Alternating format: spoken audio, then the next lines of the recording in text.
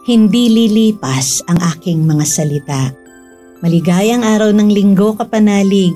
Nasa ika-33 linggo na po tayo sa karaniwang panahon. Ito po si Sister Rose Agtarap ng Daughters of St. Paul para sa mabuting balita. Pagnilayan na po natin ang Ebanghelyo ngayon.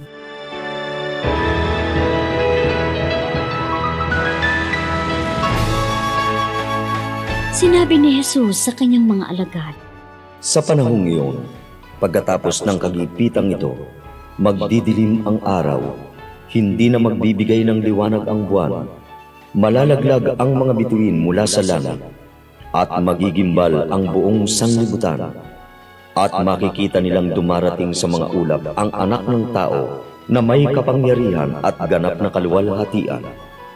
Ipadadala niya ang mga anghel para tipunin ang mga pinili mula sa 4 na sulok ng daigdig, mula sa silong ng langit, matuto sa aral ng puno ng igos.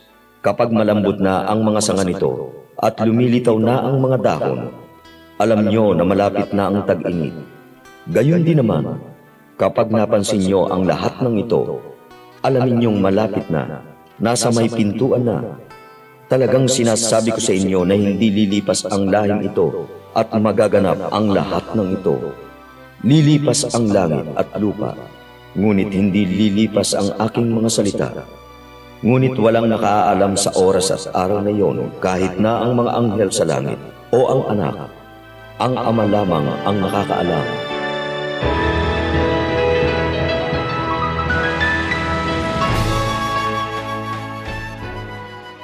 Gusto mo rin ba ng kwentong may happy ending? Halos lahat tayo ay gustong makarinig, manood, o magbasa ng feel-good na kwento o yung merong happy ending. Pero ang ebanghelyo ngayong linggong ito ay hindi feel-good. Parang malabo maging happy ending kasi parang nananakot si Jesus. Ang laman kasi ng kanyang mga salita ay tungkol sa katapusan na ng mundo. Pero hindi ito ang intensyon ng Panginoon, kapanalig. Sa halip, sinasabi niya na kailangan tayong laging maging handa.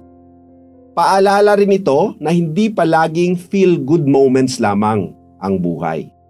Isang paglalakbay ang buhay at malaking bahagi nito ay walang katiyakan. Pero hindi dapat kinatatakutan ang mga panahong walang katiyakan. Sadyang ganito ang buhay. Maraming bagay ang lilipas, maraming bagay ang maglalaho. Kaya, ang nararapat na paghahanda ay paigtingin ang ating pananampalataya. Manalig tayo sa katiyakan ng mga salita ng Panginoon sa Ebanghelyo ngayon.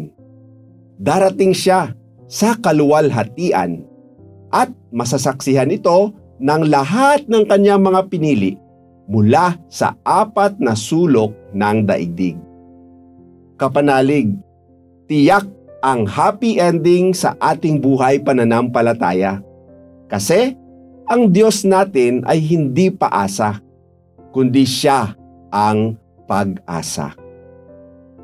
Amen.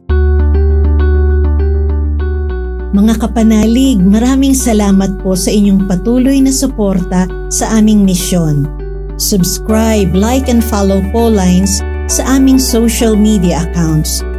Tulungan niyo po kaming maipagpatuloy ang programang ito at ipadala ang inyong donasyon sa aming donations channels. Kasama pong lagi ang inyong mga intensyon at kahilingan sa aming panalangin araw-araw. Ito pong muli, si Sister Rose na nag-aanyaya sa inyong manalangin kasama ng lahat ng mga banal para sa mga minamahal nating mga yumao. Pagkalooban mo sila, Panginoon, ng pagkahimlay na walang hanggan at mamulat nawa sila sa kaliwanagang walang katapusan. Naway magpahinga sila sa kapayapaan. Amen.